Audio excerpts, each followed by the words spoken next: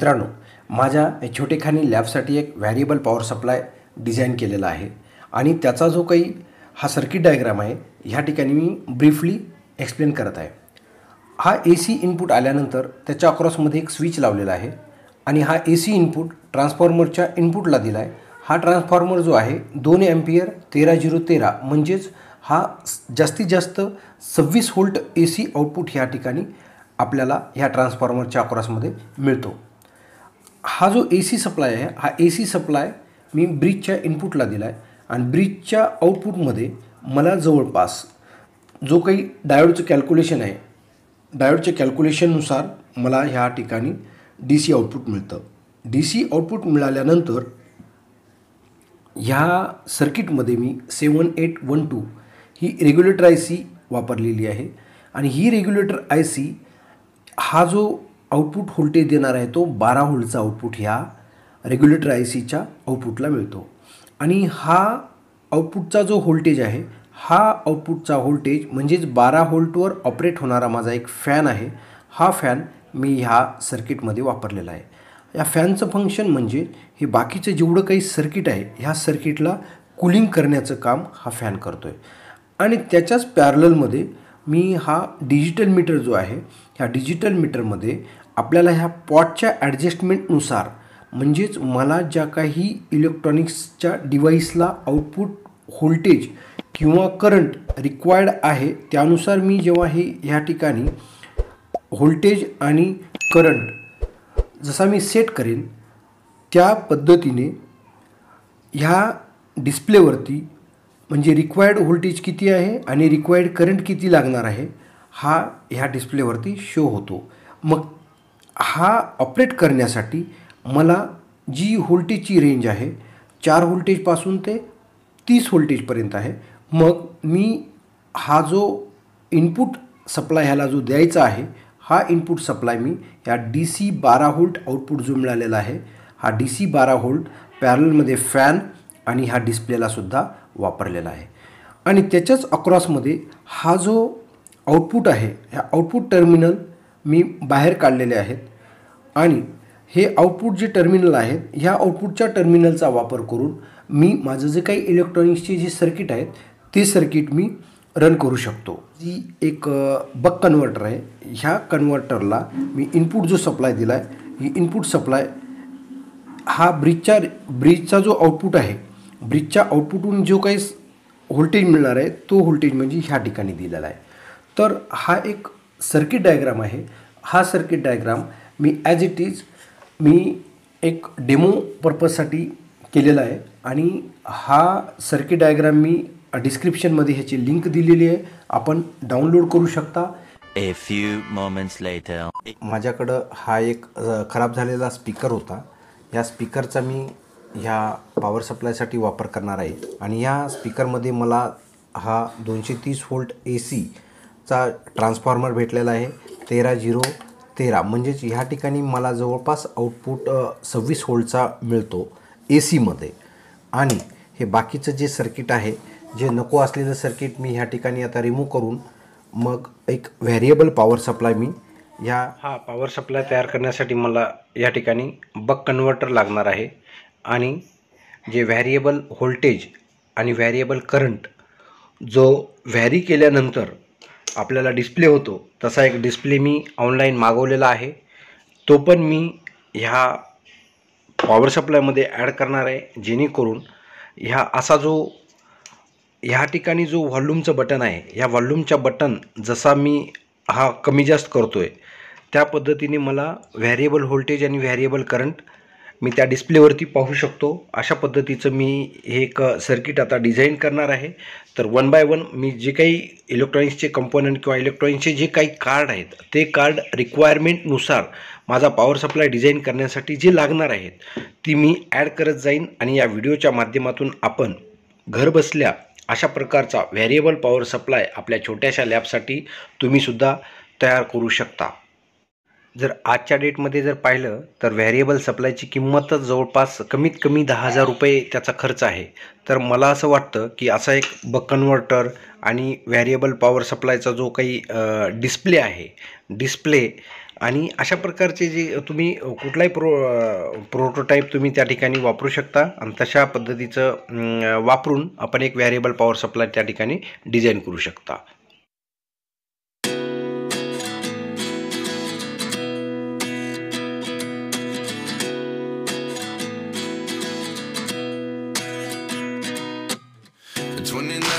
Find myself wondering what did happen to the last 10. I ran away with my life, fast forward, never turn back again. It's kind of funny that the more we pass time, the more we need to set them rewind. And 19 was the year I had to leave you, but now I'm seeing all the signs. Is this really happening? I can't believe it's true. Variable power supply design करत असताना मला काही basic गोष्टीची जी गरज आहे त्यामध्ये हा जो आहे डिस्प्ले आणि बक कन्व्हर्टर आणि हा ब्रिज रेक्टिफायर आणि हा 230 वोल्ट AC वाला ट्रान्सफॉर्मर आणि आउटपुटला हा 13013 असा व्होल्टेज हा ट्रान्सफॉर्मर देतो. तर बेसिक अरेंजमेंट करत असताना मी एक टेस्टिंग पर्पजसाठी बक कन्व्हर्टरला इनपुट देऊन हा जो डिस्प्ले आहे हा डिस्प्ले आउटपुटला आणि ज्या ठिकाणी रिक्वायर्ड कनेक्शन्स जे आहेत ते कनेक्शन मी ह्या ठिकाणी करतो आहे.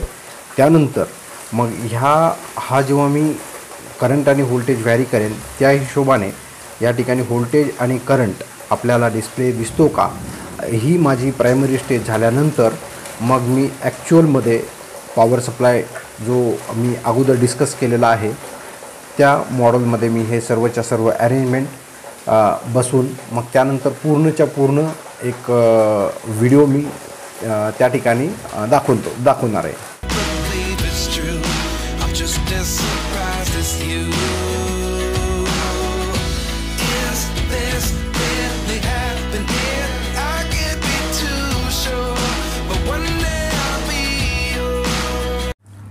आता सर्किट डायग्राममध्ये एक्सप्लेन केल्याप्रमाणे मी सुरुवातीला हा PCB तयार करून घेतो. हा PCB जो की माझ्या डिस्प्ले मॉड्यूलसाठी सप्लाय प्रोव्हाइड करतो आणि तसेच आपल्या कूलिंग फॅन जो आपला पॉवर सप्लायला कूलिंग करण्यासाठी जो कूलिंग फॅनलाही सप्लाय द्यावा लागतो त्यासाठी ह्या PCBवरती सर्वच्या सर्व व्होल्टेजची मी अरेंजमेंट आता मी करून घेत आहे. हे माझ्याकडे काही कंपोनंट आहेत, ब्रिज रेक्टिफायर, कॅपॅसिटर आणि रेग्युलेटर IC ह्या सर्वांचा वापर करून मी ह्या ठिकाणी ह्या PCB डिझाईन करत आहे.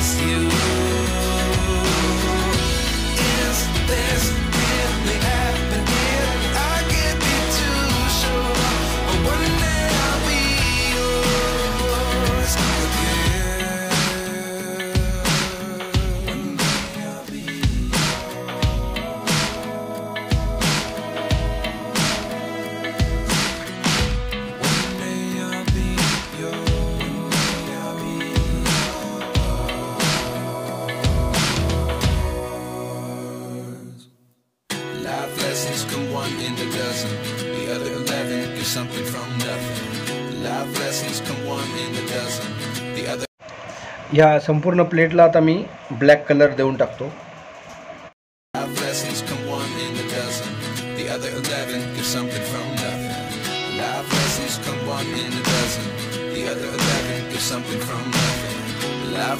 आता ही कलरिंग कंप्लीट झाल्यानंतर मी पुढची प्रोसिजर हातात घेत आहे.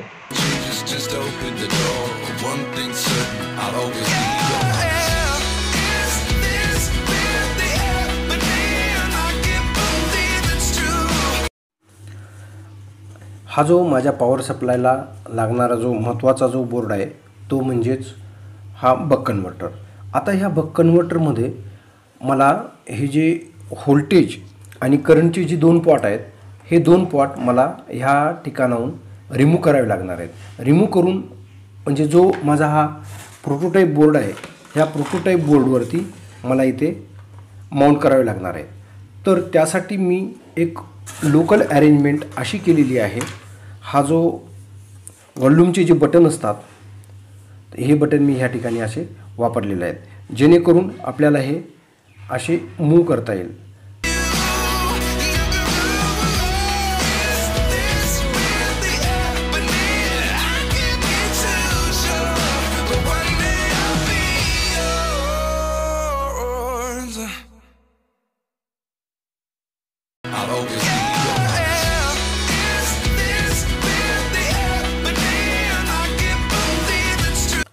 ह्या सर्किटमध्ये जे LED आहेत, म्हणजेच बॅटरी चार्जिंग करत असताना बॅटरी चार्जिंगचं स्टेटस दाखवतात आणि बॅटरी फुल झाल्यानंतर हा स्टेटस दाखवणारे हे दोन LED आणि करंट कंट्रोल म्हणजेच करंट प्रोटेक्शनसाठी जो आहे LED, तो मी ह्या सर्वच्या सर्व LED ह्या सर्किटमधून रिमूव्ह करतो आणि रिमूव्ह केल्यानंतर एक्सटेंड करून मग परत आपण जो काही फ्रंट पॅनल आहे त्या फ्रंट पॅनलवरती इंडिकेशन करण्यासाठी हे LED मी त्या ठिकाणी एक्सटेंड करत आहे.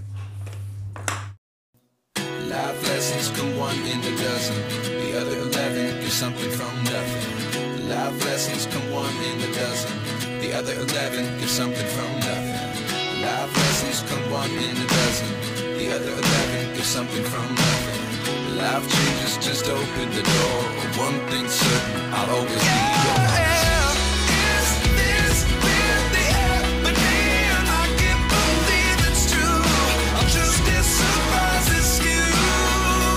ह्या कार्डवरून रजिस्टरचे पॉट एक्सटेंड केलेले आहेत आणि तसेच LEDची जेवढी काही पॉईंट आहेत हे पॉईंट पण ह्या कार्डपासून एक्सटेंड केलेले आहेत, जेणेकरून आपल्याला आयडेंटिफाय करायला आता सोपं. ह्या ठिकाणी सर्वच्या सर्व LED ह्या कार्डच्या बाहेर एक्सटेंड करून घेतलेले आहेत आणि तसेच हे पॉटची अरेंजमेंट पण ही अशा पद्धतीनं करून घेतलेली आहे. फॅन ह्या बॉक्समध्ये इन्सर्ट केलेला आहे. आता मी ह्या ठिकाणी एकदा डेमो पाहतो आणि त्यानंतर फायनल अरेंजमेंट करून टाकतो. ह्या ठिकाणी आपल्याला व्होल्टेज दिसत आहे आणि हा LED ग्लो झालेला आहे आणि आतमध्ये फॅनसुद्धा चालू झालेला आहे.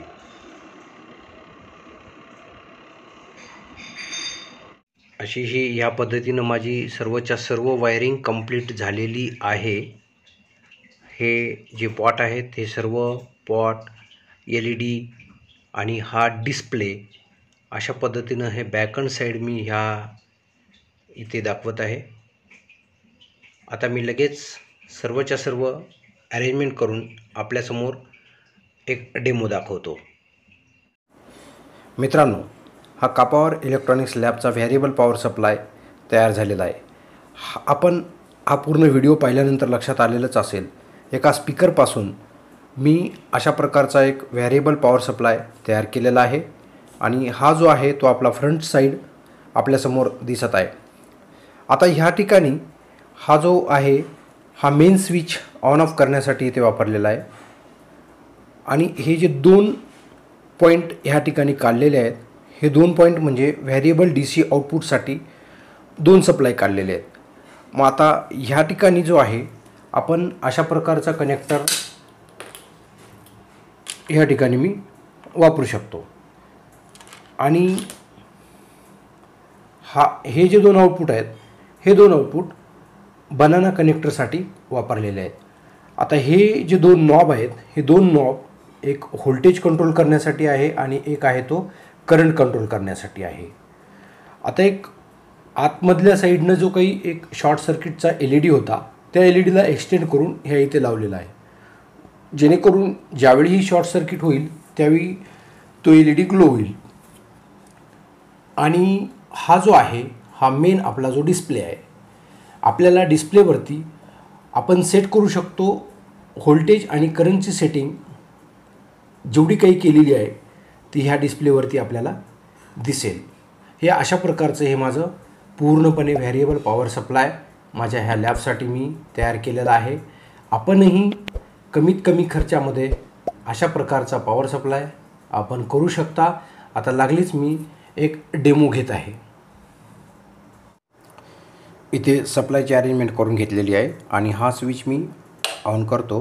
हा स्विच ऑन केल्यानंतरही ह्या व्हेरिएबल पॉवर सप्लायवरती एक स्विच दिलेला आहे.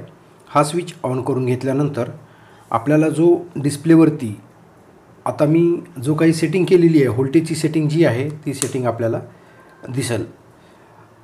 ह्या ठिकाणी 12.1 व्होल्टची सेटिंग आता मी केलेली आहे, म्हणून आपल्याला 12.1 व्होल्ट ह्या ठिकाणी दिसत आहे.